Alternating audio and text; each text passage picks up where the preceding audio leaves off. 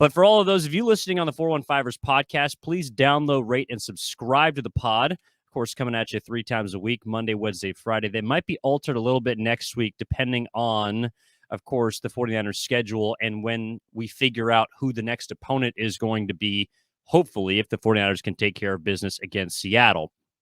But, of course, the big storyline heading into this week is the 49ers, well, as always, their quarterback and Brock Purdy, because, Mark, it did feel like he checked just about every single box you could in the regular season. That also includes having a perfect record, 6-0, 5-0 as a starter, whatever you want to attribute to him as far as wins are concerned. He did everything in those games that you would hope a quarterback stepping in could do, to the point where people are now, understandably, not even referring to Brock Purdy as a third-string quarterback because, as we discussed last episode, the offense has gotten to new heights. The weapons have become unlocked. And Brock Purdy, over these last 6 weeks, has played like the best quarterback, statistically speaking, in the NFL. So what is left for Brock Purdy to prove? It is the postseason. And that's so weird to say for a rookie quarterback that's only played in, 7 games with 5 starts, 6 majority of those games. But we are looking at Brock Purdy, and I feel like we are starting to have, I don't know if it's an expectation or just a want for him to continue what he's doing, but also kind of, see if it's still real, if it's going to translate. And when you're playing against better competition, obviously we hope he takes care of business against Seattle. He's already done it once. But as things get tougher, as the postseason gets more physical, as maybe there's rain on Saturday at Levi's Stadium, how is Brock Purdy going to respond? So what is there left for him to prove? Well, I'm right there with you. It is postseason adversity. How is he going to respond if his team falls behind early in a playoff game where he knows he needs to come back and win or else the season is over? How is he going to respond if he makes a terrible decision and throws an interception, throws a pick six? If he holds onto the ball for too long and takes a safety, if he fumbles on a strip sack and it's recovered and ran back the other way, how does he respond to that in a postseason environment? Because to your point, in the regular season, although it is still a relatively small sample size, we've seen a lot of different, responses from Brock Purdy. We've seen him come from behind. We've seen him handle a national audience on a short week against a rival up in Seattle. We've seen him go up against the greatest quarterback of all time and not really flinch. We've seen all of those things in the regular season. How is he going to respond if something off script, if something unexpected happens in the postseason? And as I was thinking about this, I remembered back to the 2013 postseason. That was the 2012 season for the 49ers. And that was when Colin Kaepernick took over midseason. And if you remember his first postseason game against Aaron Rodgers and the Green Bay Packers, what did he do on the first drive? His first postseason drive as an NFL quarterback. He threw a pick six. And suddenly every 49er fan is thinking, oh my God, why did we move on from Alex Smith? This second-year quarterback without much experience, his first drive in the postseason went for a pick six. Are we going to get upset at home by the Green Bay Packers? Of course, the answer is no. Colin Kaepernick went on to run for 181 yards and 2 touchdowns, threw for 2 more touchdowns as well, and he responded to that adversity well. But Evan, if something similar plays out for Brock Purdy, let's just say he throws a pick six on his first drive as, in the postseason as an NFL quarterback. How does he respond to that? I think from what we've seen from him in the regular season, we can assume he would respond relatively well. He would just get right back at it, trust his offense, trust Kyle Shanahan, and try to dig themselves out of that hole. But we haven't seen that yet in that postseason environment. So if there's one thing that I'm still waiting to see from Brock Purdy, it's how does he bounce back from a terrible mistake in the postseason, and will that affect him moving forward? I also do wonder, we're talking about maybe how difficult it is to beat a team 3 times.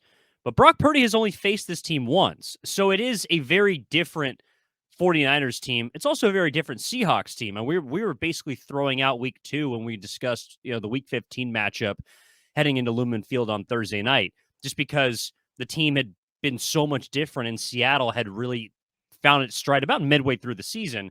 They led the division for much of the middle portion of the season until the Niners, of course, took over and never looked back. But Brock Purdy now has a chance, I think, in an ideal fashion in the postseason for Brock Purdy to be able to climb the ladder, in a sense, at his own pace, because you're not playing a team with relatively much playoff experience on the other side. I know Pete Carroll has it, but Brock Purdy is playing with the majority of the roster or the guys on the field that have played in the postseason, that have played deep in the postseason.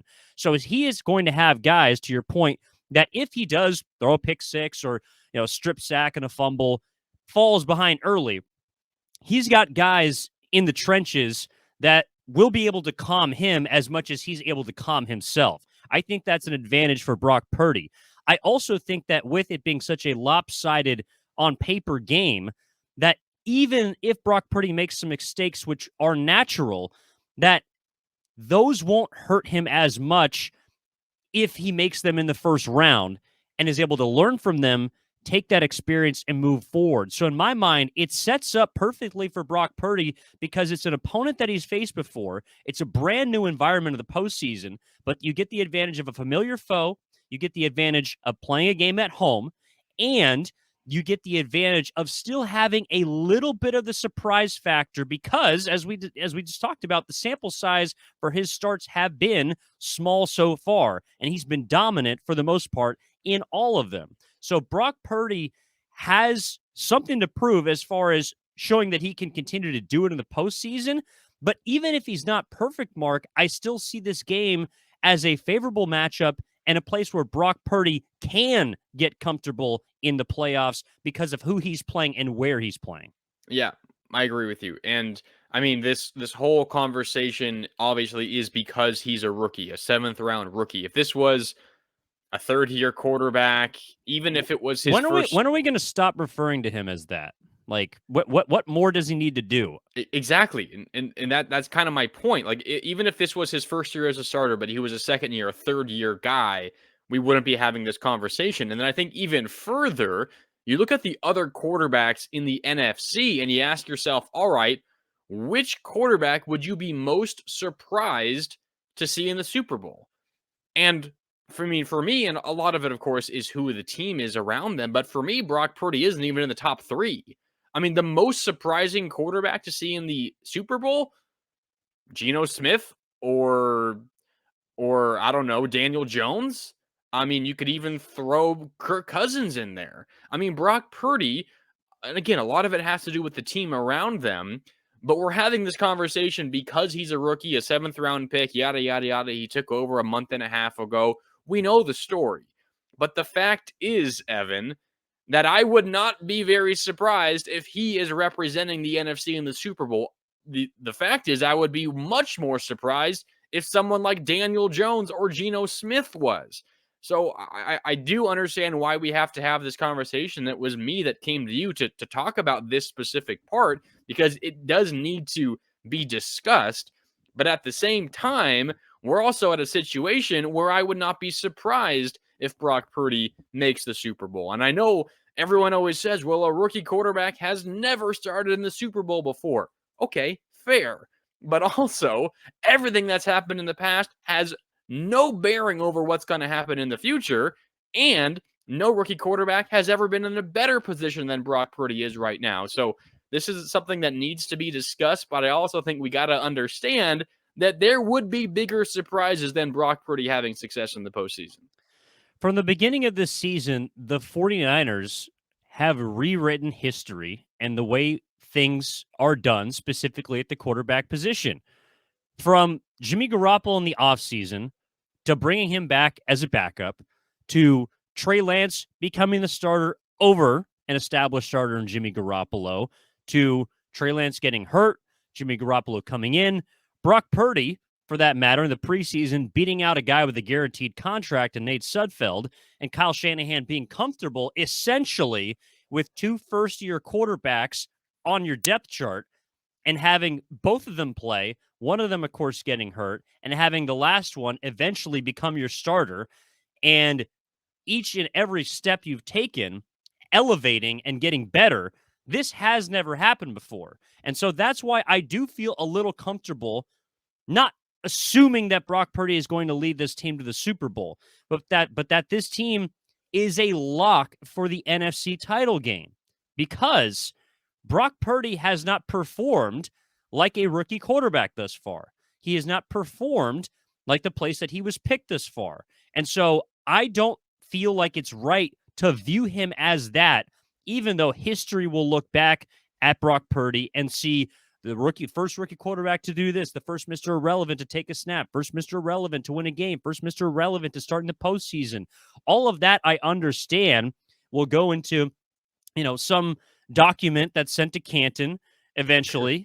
And Brock Purdy's jersey, who I believe is already there after he beat Tom Brady in his first ever career start. All of that stuff is well and good. But for right now, the reason why I feel comfortable in having this conversation with you is because I don't view him anymore as that.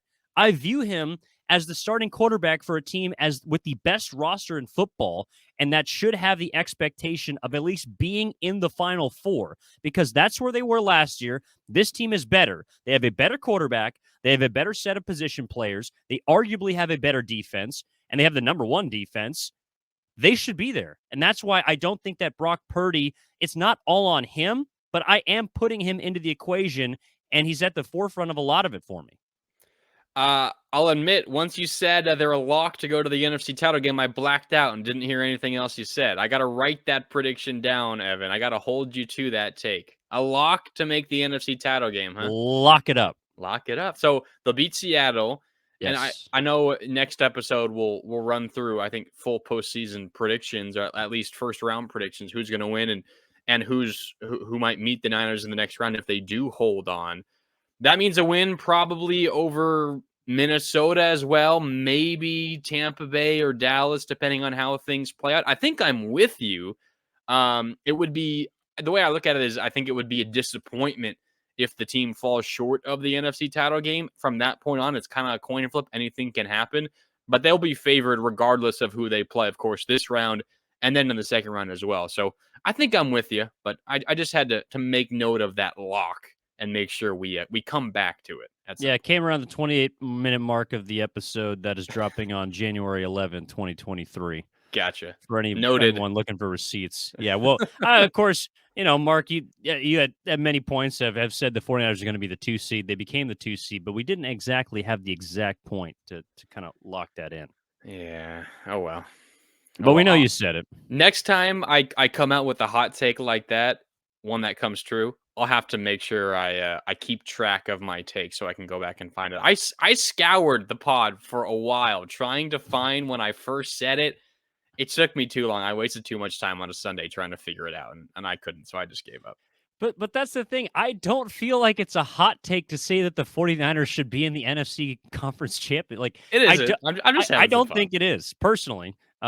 You going out on a limb saying they should be the 2 seed when they weren't even number 1 in the division, I think is a little more out on the ledge, so to speak. Yeah, no big Mark, deal. For those listening, Mark is patting himself on the back.